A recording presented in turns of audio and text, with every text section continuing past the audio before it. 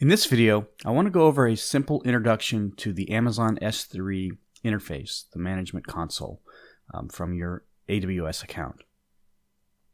Here we are at the main AWS homepage when you log into your AWS account. And to get to Amazon S3, you can simply come over here to Storage and click on S3 to get to the S3 management console.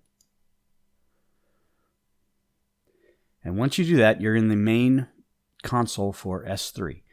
If you've used Amazon S3 before, you may notice that the interface has changed. Early to mid 2017, Amazon has updated the look and feel of the interface, makes it easier to use. It's a lot nicer than the older one, in my opinion. But I want to give you just an overview of where things are and what you need to do to get around in the console. So again, this is the main Amazon S3 page. You can always tell where you are up here in the upper left-hand corner, at what level in the S3 console you are, and we're here at the home page. Down below that, we have a search for buckets. Once you have multiple buckets, pages and pages of buckets, sometimes it can be faster to search for them by a keyword or phrase that you know. If you want to create buckets and delete buckets and do things like that, you do these things through here. And then below that, we have our buckets. So in case you're wondering what a bucket is, think of it as a folder on your hard drive on your computer. A bucket is simply a container that will hold files similar to what a folder is, like in your My Documents folder. So don't get confused on a bucket being something strange. Just think of it as a folder.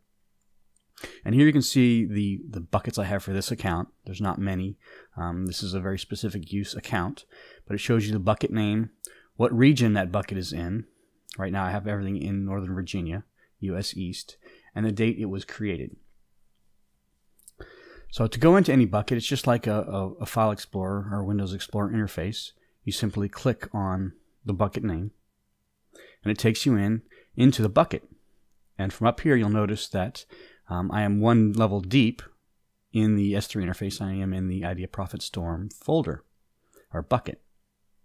And from here we have a different interface where we can see the actual objects, which are the folders and files within that bucket.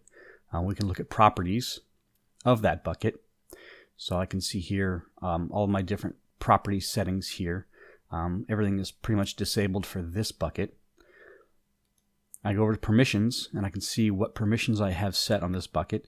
And as you start using S3, permissions are very important to make sure you only have the permissions that are necessary for the bucket for what it's used for. You don't want to have unauthorized people to unknowingly get into this bucket and either download things or change things without your knowledge. So permissions are very important. Bucket policies you can set up here. That's an advanced feature, and as well as CORS configuration. These are advanced features once you become more used to S3 and using some of the better capabilities of it within other Amazon services. These are the pieces you will use for that. Management. Again, this is the general management piece of S3 buckets. If you're not doing anything advanced with S3 buckets, this is really not for you. You don't need to touch anything in here, but you can set lifecycle policies for files in the bucket that if you want things to expire or move to a different storage class based on an event or time, you can do that here. You have some analytic data that you can set up here for more advanced logging and analytics of the data you have stored in the bucket. You can look at metrics, which will show you the bucket size and bytes per day. As you can see, this one hasn't changed in quite a while. And also the number of objects that you have in the bucket per day. And these are new features that come with a new interface of S3. And you can do storage, you can do requests, which is an advanced feature you have to turn on, as well as data transfer. If you want to see how much data transfer has been out of this bucket, you can set that up as well. And inventory. If you want to do inventory reports on how things change within your bucket, you can do that here. But again, within the management tab, if you're not doing anything advanced, and you're doing simple file storage, you shouldn't have to worry about this management tab.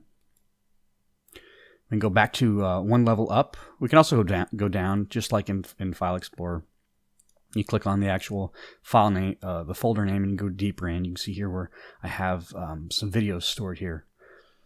But again, you see up top here as you go down into deeper into folders, you can see where you actually are via breadcrumbs within the buckets and the folders. So I can go back to the top here and give you an example of another bucket I have. This one is a public bucket that I have public files stored for different public consumption uses, some videos, and show you here. We can go to the properties of the bucket here, and you'll see I have static website hosting turned on this bucket. I can show you how to do that in another video if you want to do a static website hosting through S3, which is a very cool feature. Set up a very simple website very fast with S3, but just by creating a bucket. And again, management, I don't think I have anything here as far as metrics go. Yeah, everything's pretty much the same. But yeah, I just wanted to make this quick video to show you kind of the basics of navigating through the interface and what everything means as far as the different menus. So I hope this video was helpful. If you have any questions, please comment below. And if you like this video, please feel free to share it and click the like button. And I will see you in the next video.